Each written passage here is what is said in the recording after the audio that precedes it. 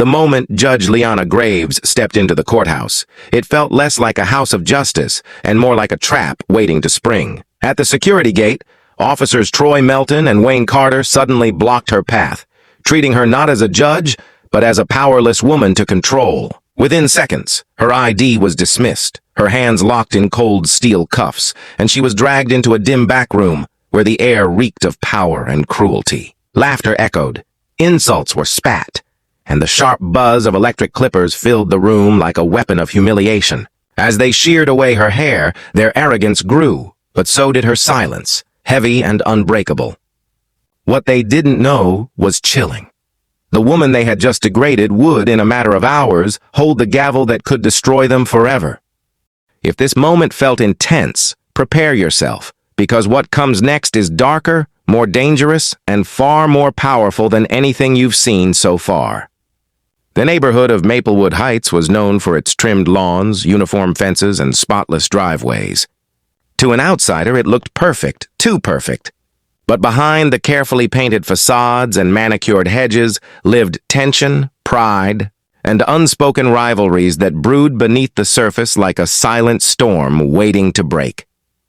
At the heart of this fragile balance was Evelyn Ross, a woman in her early 50s who had lived in Maplewood for nearly 2 decades. Widowed young, Evelyn had raised her son alone in this very community, holding tightly to the values of honesty, respect, and perseverance. To many neighbors, she was a symbol of resilience. To the Homeowners Association, however, she was a thorn in their side. The HOA board, led by Gerald Huxley, was infamous for its rigid rules. Gerald, a retired banker with a polished smile and a calculating mind, treated Maplewood Heights less like a neighborhood and more like his personal kingdom. His word carried weight, and his influence spread into every corner of community life. Parking violations, paint colors, even the type of flowers in front yards, nothing escaped his gaze. Most residents complied, not because they respected him, but because they feared his retaliation. Evelyn was different. She had never been one to back down from what she felt was unjust. When the HOA issued a fine against her for leaving her trash bin visible for too many hours, she didn't just pay it quietly like others did. She wrote letters, attended meetings, and questioned the board's authority. It wasn't about the money. It was about principle, and that made her dangerous in Gerald's eyes. The conflict began subtly. Evelyn noticed her mailbox leaning one morning as if it had been tampered with. A few days later, anonymous notes appeared on her porch, warning her to stop making trouble. She brushed them off at first, thinking they were nothing more than childish pranks. But the tension grew heavier, impossible to ignore. Her son Michael, who had recently returned home after college, saw the change in his mother's eyes. She carried herself with strength, but he could see the fatigue. "Mom?" he asked one evening as they sat on the porch. "Why do you fight them so hard? Wouldn't it be easier just to let it go?" Evelyn gave him a quiet smile. "Easy doesn't always mean right. If people keep giving in, then bullies like Gerald never stop. Someone has to stand up." Michael admired her, though he worried for her safety. He had seen how the HOA board wielded its power, often in ways that skirted legality but were difficult to challenge. And Evelyn, with her courage, had put herself directly in their crosshairs.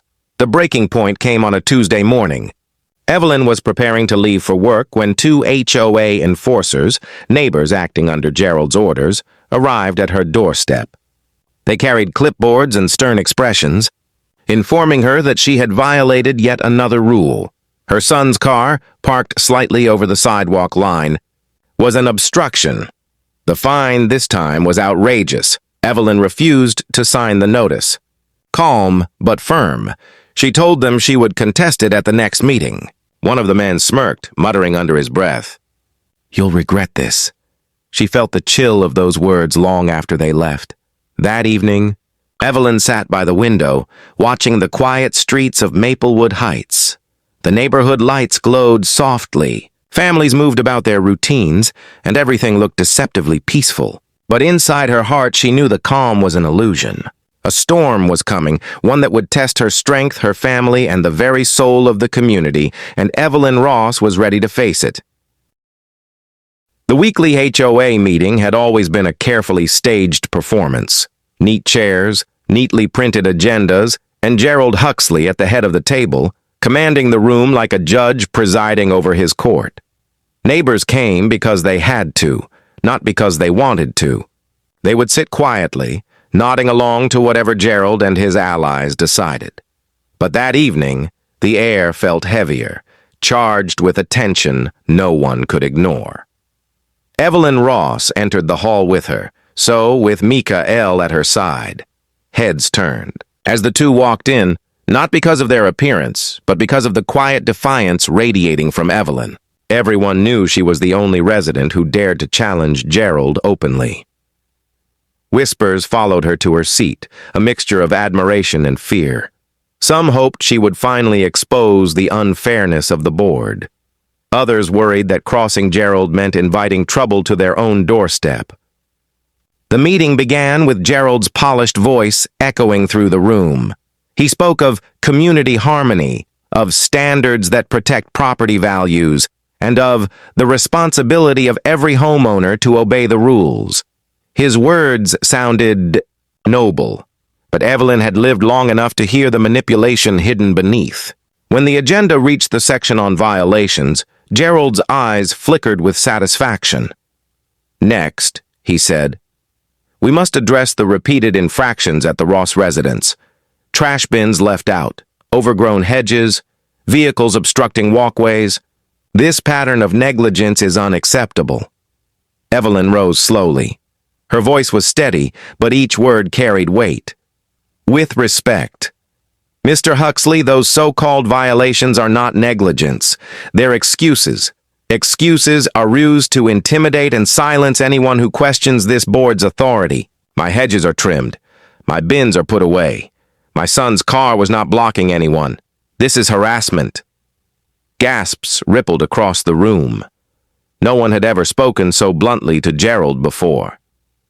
Gerald leaned back in his chair, smiling like a predator playing with its prey. "Mrs. Ross, this board enforces rules for the good of everyone. If you cannot abide by them, perhaps Maplewood Heights is not the place for you." The room went silent. It was a threat, thinly veiled but unmistakable. Evelyn felt Michael's hand tighten into a fist beside her. She placed her hand gently over his, calming him before he spoke. "I'm not leaving," Evelyn replied firmly, "and I will not be silenced." Gerald's smile vanished. The rest of the meeting carried on, but the mood had shifted. Neighbors avoided Evelyn's gaze, fearful of being seen as allies. Gerald wrapped up the night with his usual charm, but beneath the surface, cracks had begun to show. The board was not invincible, and Evelyn had just proved it. That night, after returning home, Evelyn sat at her kitchen table, staring at the violation notices scattered like a storm across the wood. "They won't stop," Michael said, his voice low. "They'll come after us harder now." Evelyn nodded. "I know. But if I give in, they'll only do the same to others. It has to end." Michael hesitated, then pulled a folder from his backpack. "Then maybe it's time to fight back differently. I've been collecting things. Records of fines, complaints from neighbors, minutes from meetings. People talk, Mom. They're tired of this." Evelyn looked at him, surprised.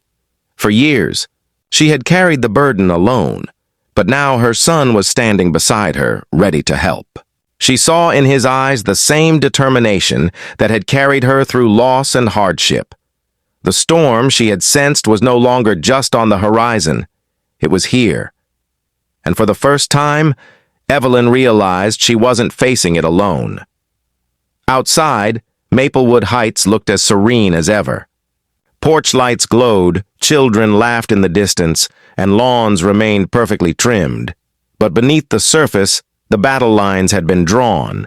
The HOA's control was no longer absolute, and Evelyn Ross was about to challenge everything they stood for. The days following the HOA meeting carried a strange tension through Maplewood Heights. To casual eyes, the neighborhood remained perfect. Lawns clipped, driveways swept, flower beds aligned in neat rows. But Evelyn Ross could feel the shift in the air. It was the silence between neighbors' greetings, the way conversation stopped when she passed, the nervous glances cast toward her house. Gerald Huxley's reach was longer than she had thought. Fear was his greatest weapon, and he wielded it mercilessly. One evening, Evelyn returned home from work to find her mailbox smashed. Letters were scattered across the street, some torn, some soaked from a leaking sprinkler nearby. Michael was already outside, gathering the pieces. His face was tight with frustration. "This wasn't kids," he muttered. "This was deliberate." Evelyn bent to help him pick up the mail, her jaw set. "They want to scare us," she said calmly. "They want us to react." Michael looked at her, his eyes burning. "And you're just going to take it? What's next? Our windows, our car?" "No," Evelyn said firmly. "We won't take it. But we won't give them the satisfaction of losing control either. That's what Gerald wants. He wants us to break." That night, Evelyn sat at her kitchen table, staring at the broken shards of the mailbox she had asked Michael to keep. To her, they weren't just pieces of metal. They were proof, evidence of intimidation. If the HOA wanted to play games, then she would document everything. The escalation came faster than she anticipated. The following week, Michael's car received a violation notice from the HOA. Improperly parked, obstructing community safety. Yet his car was neatly aligned in their own driveway. A day later, Evelyn's electricity flickered off twice in the middle of dinner. When the utility company checked, they said the breaker outside the house had been tampered with. Michael's anger boiled over. "This is Gerald. He's behind all of it. And if he isn't, then it's his people. We should call the police." Evelyn shook her head. "Without proof, it's our word against theirs. And Gerald knows how to cover his tracks." But deep inside, Evelyn knew Michael was right. This wasn't just harassment, it was an attack. Gerald had taken her defiance at the meeting as a challenge, and now he was intent on breaking her spirit, one intimidation at a time. The turning point came on a stormy night. Rain lashed against the windows as Evelyn worked late at the dining table, her papers spread out before her. She was reviewing old HOA bylaws, searching for loopholes Gerald had twisted for his gain. Michael had gone to bed, the house quiet except for the storm outside. Then 3 sharp knocks rattled the front door. Evelyn froze. It was nearly midnight. She rose cautiously, her heartbeat loud in her ears. Through the peephole, she saw nothing but darkness. She almost turned away when she noticed something on the doorstep. Opening the door slowly, she found a small cardboard box, drenched from the rain. She brought it inside, her hands trembling slightly. When she lifted the lid, her breath caught. Inside was a brick, spray-painted black, with a single word scrawled in red across its surface. "Leave." Her stomach sank, but her resolve hardened. She carried the box to the table, placed it beside the broken mailbox pieces, and whispered to herself, "You won't win, Gerald." Not this time. Upstairs, Michael stirred awake at the sound of the door closing. When he came down and saw the brick, he knew the fight had just entered a darker phase. The storm outside roared louder, but inside the Ross household, a fire was building, a determination that no threat could extinguish. The battle for Maplewood Heights had officially begun. The night of the brick left Evelyn Ross and her son Michael shaken, but not broken. For days, the box remained on the dining table, a reminder of how far Gerald Huxley and his allies were willing to go. Yet instead of weakening Evelyn's resolve, it only sharpened her focus. If Gerald thought intimidation would drive her out, he underestimated her completely. Evelyn knew, however, that she and Michael could not stand alone forever. To fight Gerald's control, she needed allies. Neighbors who had also felt the sting of the HOA's cruelty, but had remained silent out of fear. She began discreetly reaching out, starting with Mrs. Carter, an elderly widow who lived 3 houses down. Evelyn remembered how Mrs. Carter once received a heavy fine for keeping wind chimes on her porch. When Evelyn visited, the older woman lowered her voice as though the walls themselves might betray her. "They fined me $300. And Mrs. Carter whispered, her hands trembling. "I paid it because I didn't want trouble, but it was cruel.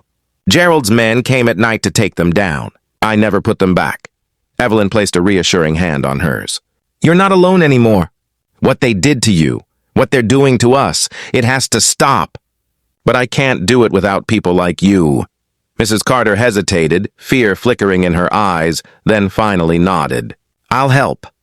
Encouraged, Evelyn and Michael began speaking with other neighbors quietly, cautiously.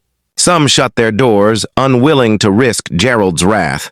But others, like Thomas Nguyen, a young father who had been fined repeatedly for his children's chalk drawings on the sidewalk, were eager to stand beside Evelyn.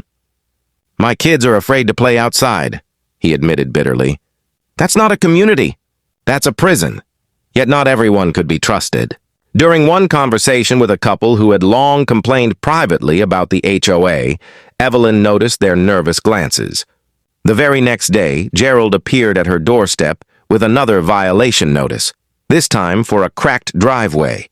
The timing was too sharp to ignore. Someone was feeding him information. Michael's frustration boiled. "They're spies, Mom. He's planted people everywhere. We can't know who's with us and who's against us." Evelyn's expression hardened. "That's exactly why we must keep going. Fear is how he wins. If we stop now, we've already lost." Late one evening, Evelyn gathered a small group of trusted neighbors in her living room. The storm outside echoed their unease, but the flicker of determination shone in their eyes. Evelyn spread out documents Michael had compiled. Fines, inconsistencies in board records, and bylaws Gerald had twisted for control.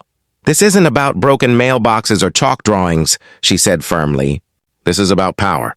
Gerald has turned our community into his personal empire, but together, we can expose him." Silence lingered for a moment before Thomas spoke. "If we do this, there's no turning back." Evelyn looked at each of them in turn. "That's why we do it together." In that moment, the fragile beginnings of a resistance were born. Quiet, cautious, and vulnerable, but alive. What Evelyn didn't know was that Gerald had already grown suspicious of the whispers spreading in Maplewood Heights, and he was preparing his next move. Gerald Huxley had ruled Maplewood Heights for years with little resistance. He was used to neighbors bowing their heads, paying their fines, and moving on quietly. But something had shifted since Evelyn Ross stood against him at the last HOA meeting. She had not only defied him, but also planted a dangerous seed, courage. And courage, he knew, could spread faster than fear if not crushed in time. From his office at home, Gerald watched through the blinds as Evelyn's house lit up late into the night. He had seen people slipping in and out of the neighborhoods he suspected were meeting in secret. To him, this was not just defiance, it was rebellion, and rebellion demanded a lesson. The next morning, Evelyn woke to find a new violation notice taped to her front door. It accused her of organizing unauthorized gatherings, a rule Gerald had recently pushed through the board under the guise of maintaining neighborhood safety. The fine was steep, but the threat was steeper. If she continued, she risked losing her property altogether. Michael tore the notice down in fury. "He's watching us, Mom. He knows everything." Evelyn folded the paper carefully and placed it with her growing stack of evidence. "Good," she said softly. "Every paper he gives us is another nail in his own coffin." But Gerald wasn't finished. That evening, the neighborhood was startled when flashing red and blue lights rolled into Maplewood Heights. 2 police cars pulled up outside Thomas Nguyen's house. Officers stepped out, questioning Thomas loudly in front of his children and wife. The accusation? Running an unlicensed daycare from his home because neighborhood kids often played in his yard, the humiliation was devastating. Though the police eventually left without charges, the damage was done. Neighbors whispered, children cried, and Thomas stood on his lawn pale with shame. Evelyn rushed over to comfort him, but he shook his head. "I can't do this, Evelyn. I have a family. I can't risk them." His voice cracked as he turned away. Gerald's plan was working. One by one, he would isolate Evelyn until no one dared stand beside her. At the next HOA meeting, Gerald used the incident to tighten his grip further. "You see," he declared to the room, "what happens when rules are ignored? Safety is compromised. Standards fall. This is why we must remain vigilant." His allies nodded, his words dripping with authority. Evelyn sat quietly, her eyes scanning the faces of her neighbors. Some looked away, ashamed.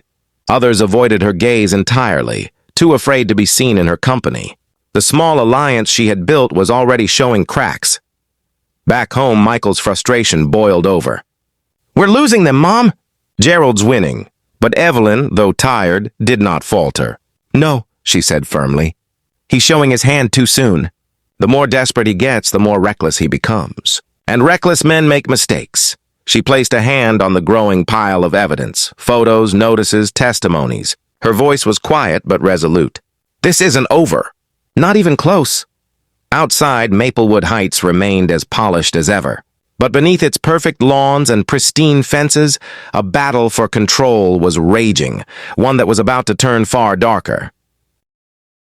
For weeks, Gerald Huxley's shadow loomed larger over Maplewood Heights.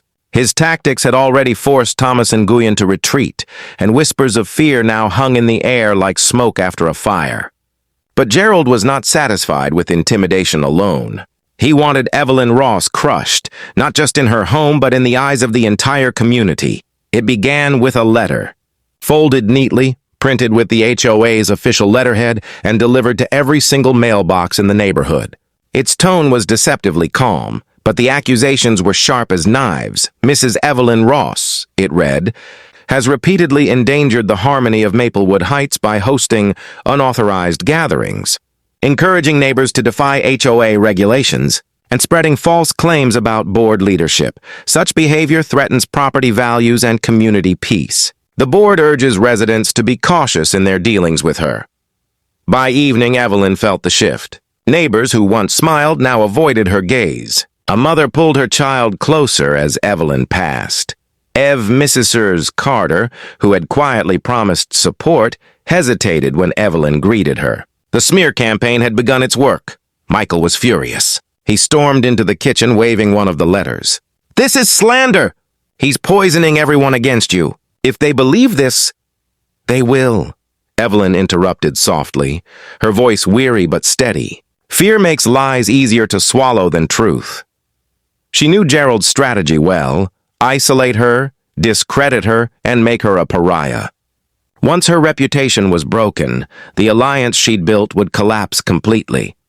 The pressure mounted when a local news blog, known for recycling HOA press releases, published an article titled "Maplewood Heights, Resident Causes Division in Community." The piece painted Evelyn as a troublemaker who refused to follow rules, framing Gerald as the patient leader trying to preserve order. The article spread quickly online, further fueling suspicion among neighbors. That night, Evelyn sat in her dimly lit living room, staring at the screen. Michael paced restlessly behind her. "We can't just sit here while he drags your name through the mud. We need to fight back." Evelyn's eyes narrowed. "And we will, but not with anger. With truth." She pulled out the folder of evidence Michael had been collecting, violation notices with inconsistencies, testimonies from intimidated neighbors, and records that showed Gerald rewriting rules without proper votes. Piece by piece, a picture of corruption was forming, strong enough to withstand lies if presented correctly. Still, the personal cost weighed heavily.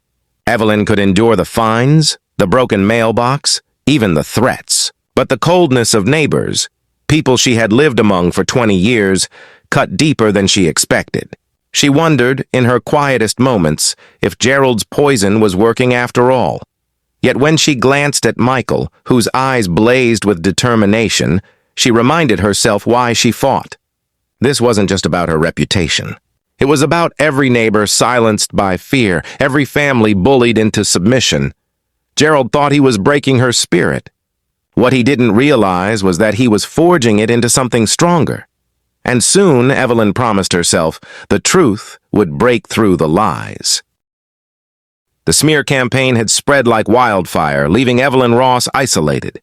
Yet instead of retreating, she pressed forward, determined to reveal the truth. She and Michael spent nights combing through files, organizing testimonies, and building a case strong enough to withstand Gerald Huxley's web of lies. Every document they uncovered felt like another brick in the wall of justice she intended to build. Finally, Evelyn arranged a meeting in the community center. Flyers quietly circulated, inviting neighbors to hear her side of the story. The hall was modest, the chairs plain, but as she stood at the front table with Michael beside her, she felt the weight of destiny pressing down. One by one, neighbors entered. Some came reluctantly, others were curious, and a few whispered warnings that Gerald would retaliate. But for the first time in weeks, Evelyn saw hope flicker in their eyes. She began calmly. "I am not here to divide Maplewood Heights. I am here to protect it." She laid out the evidence: altered bylaws, falsified violation notices, intimidation tactics. Gasps rippled through the crowd as Evelyn showed copies of letters Gerald had sent, complete with contradictory dates and signatures. Michael stepped forward, adding testimonies from those who had been threatened. "This isn't about rules," he said firmly. "It's about control, and we've all been victims of it." For a moment, it seemed the tide was turning. Murmurs spread through the room, anger sparking in voices that had been silent for too long. Evelyn felt a rush of relief. Perhaps the truth was finally piercing through Gerald's poison. But just as momentum built, the doors slammed open. Gerald Huxley himself strode in, flanked by two board members. His presence silenced the room like a sudden storm. His smile was thin, dangerous. "Impressive," he said smoothly, his eyes narrowing on Evelyn. "But you forgot to mention the most important evidence." He lifted a folder and placed it on the table. Inside were photographs, doctored, but convincing, showing Evelyn hosting what appeared to be unruly gatherings, neighbors' yards damaged, and an alleged letter with her forged signature calling for residents to ignore HOA rules. Gasps filled the room again, but this time in disbelief directed at Evelyn. Gerald's voice boomed, dripping with authority. "This woman has waged war against our community. She's not protecting you. She's exploiting you. And I will not allow Maplewood Heights to collapse under her lies." The crowd wavered. Whispers turned to doubt. Some residents who had leaned forward moments before now leaned back, arms crossed, their trust evaporating. Evelyn's heart sank. Cher cognized the trap instantly. Gerald had anticipated her every move, and now he wielded fabricated evidence to destroy her credibility. Michael slammed his fist on the table. "These are fakes. You all know, Evelyn." But Gerald's smirk deepened. "The board has already begun reviewing these materials. If Mrs. Ross continues her rebellion, we will pursue legal action against her." The room dissolved into chaos. Evelyn stood frozen, her hard-earned momentum crumbling before her eyes. She realized Gerald was no longer just defending his power. He was willing to burn her life down to keep it. And as the neighbors filed out, their faith shaken, Evelyn understood. The real battle had only just begun. The smear campaign had left Evelyn Ross cornered, but she was not defeated. The night after Gerald's dramatic sabotage, she sat at her kitchen table with Michael, poring over the files one last time. Her eyes were tired, but her spirit burned. "If he wants war," she whispered, "then he'll face the truth in front of everyone." 2 days later, the HOA's quarterly meeting filled the community hall. The air was thick with unease, neighbors whispering as Evelyn and Gerald faced each other across the room. Gerald looked confident, already savoring victory. His forged evidence had swayed many, but Evelyn carried something far stronger, undeniable proof. When her turn came, she rose slowly, her bald determination mirrored in Michael's steady gaze. "You've all seen Gerald's accusations," she began. "But what you haven't seen is the truth." She held up official HOA records, obtained through a sympathetic clerk, that revealed Gerald had siphoned community funds into a private account. Receipts, signatures, and bank transfers all irrefutable. Gasps echoed through the hall. "And here," she added, projecting copies of board emails onto the screen, "is proof that Gerald threatened residents into silence. You've all felt it. Now you see it." Gerald's composure cracked. His smug smile vanished as murmurs grew into shouts of betrayal. He tried to argue, calling the evidence fabricated, but the weight of hard numbers and official seals crushed his denials. Michael stepped forward, his voice clear. "The real threat to Maplewood Heights isn't Evelyn. It's the man who abused his power to control us all." The room erupted. Neighbors who had doubted Evelyn now rallied to her side, their fear melting into fury. Mrs. Carter, once hesitant, stood and demanded Gerald's resignation. Others followed, voices rising together until Gerald found himself drowning in the storm he had created. For the first time, Gerald had no power left. The board voted him out on the spot, his allies shrinking away from him. He left the hall in silence, his shadow finally broken. Evelyn exhaled, her chest heavy but her heart steady. She had not only defended herself, she had restored the dignity of her community. Maplewood Heights would heal, but more importantly, it would never bow to fear again. And Evelyn Ross's name would be remembered, not as a victim, but as the woman who stood her ground.